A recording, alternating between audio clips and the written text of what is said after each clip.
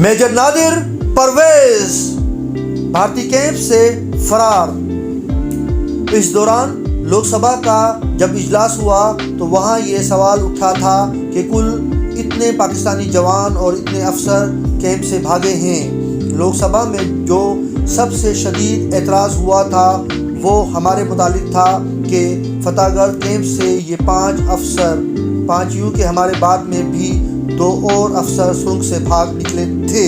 एक सुरंग से किस तरह भाग निकले और इंडियन गार्ड वहाँ क्या कर रहे थे, इसके ऊपर इनकी इंक्वायरी टीम बैठी और उन फौजी अफसरों का कोर्ट मार्शल हुआ जो हमारे इंचार्ज थे।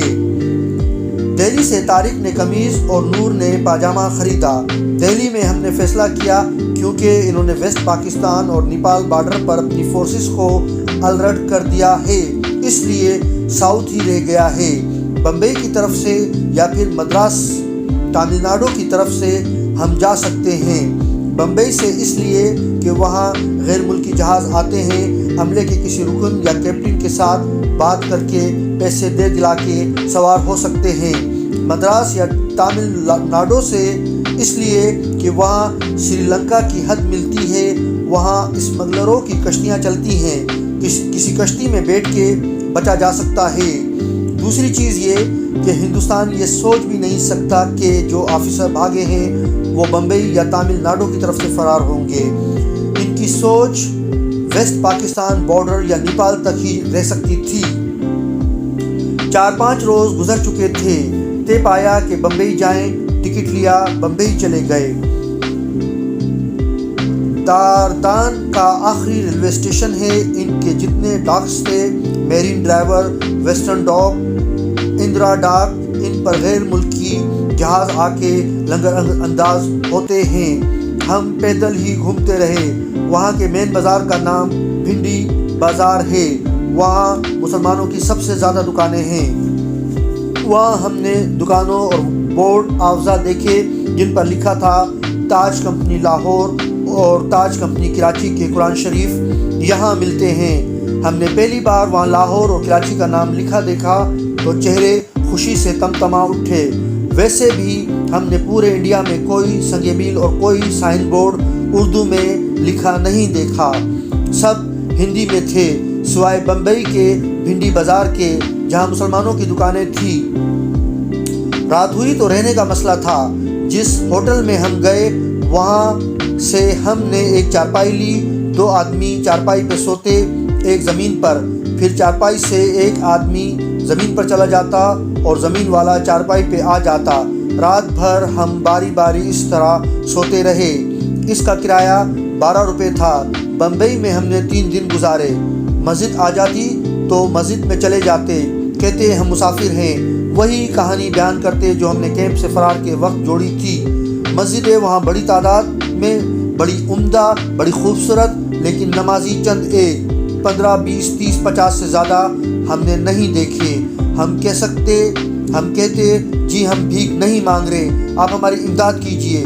कोई 2 रुपये दे रहा है, कोई 3, कोई 4, जितनी किसी को तौफीक होती।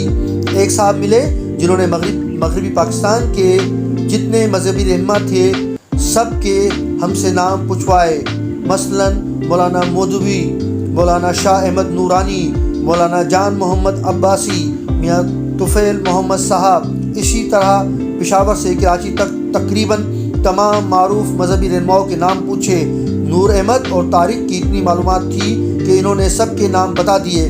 फिर इन्होंने बताया कि हमारा किस किस ज़िले से ताल्लुक़ है। तारिक और नूर किसी से इमदाद मांगने जाते तो मेरी ड्यूटी बाहर गेट पे होती। इस तरह ये किसी के घर चले गए। साहिब खाना कहने लगे, आप बॉर्डर क्रॉस क्यों नहीं करते जबकि बॉर्डर क्रॉस हो रहे हैं? आप वाघा बॉर्डर से चले जाएं, आप गंडा सिंह वाला बॉर्डर पर चले जाएं।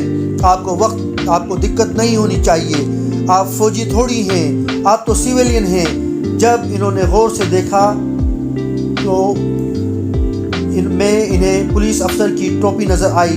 वो चाय का कहने गया तो ये भाग खड़े हुए, बाहर आए। मैं बाहर खड़ा था। कहने लगे, शक है, हो सकता है वो चाय के बहाने पुलिस को बुलाने गया हो।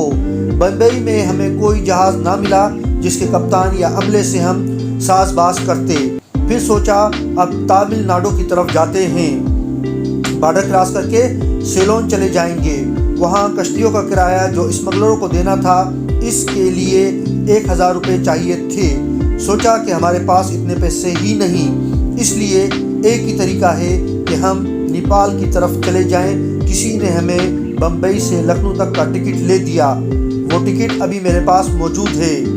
ان کا ایک آدمی آیا، ٹرین میں بٹھایا، 70-80 روپے نقد اس نے ہمیں دے دیے۔ خدا حافظ کہا، گاڑی چلی۔ تیسرے دن ہماری گاڑی لکھنؤ ریلوے اسٹیشن پر پہنچی۔ سگنل ابھی ڈاؤن نہیں ہوا تھا، کچھ لوگ وہاں اتر گئے۔ ریلوے اسٹیشن کے قریب ایک بارود خانہ روڈ ہے۔ ان صاحب نے چلنے سے پہلے ایک صاحب کے نام رکا دے دیا کہ یہ مسافر ہیں، آپ ان کی مدد کریں۔ وہاں سے اتر کے ہم پیدل چل پڑے۔ پوچھتے پوچھتے بارود خانہ روڈ پہنچ گئے۔ صبح کا وقت تھا، وہاں ایک بزرگ ملے۔ ہم نے ان صاحب کا پوچھا جن کا نام رکا تھا۔ کہنے لگے، جی وہ تو ابھی نہیں آئے، آپ مجھے بتائیں۔ ہم نے وہی کہانی سنائی اور کہا کہ ہم نیپال جانا چاہتے ہیں۔ وہ تو ایک دم لال پیلے ہو گئے۔ کہنے لگے، ہم مسلمان ضرور ہیں، لیکن یہ نہیں کہ ہم ملک کے غدار ہیں۔ آپ ہم سے ملک کے خلاف کام کرانا چاہتے ہیں۔ ہم نے انہیں کہا کہ آپ ہمیں گائیڈ ہی کر دیں۔ وہ کہنے لگے، گورکھپور، گونڈا اور بستی 3 ڈسٹرکٹ ہیں جو نیپال کی سرحد سے ملتی ہے۔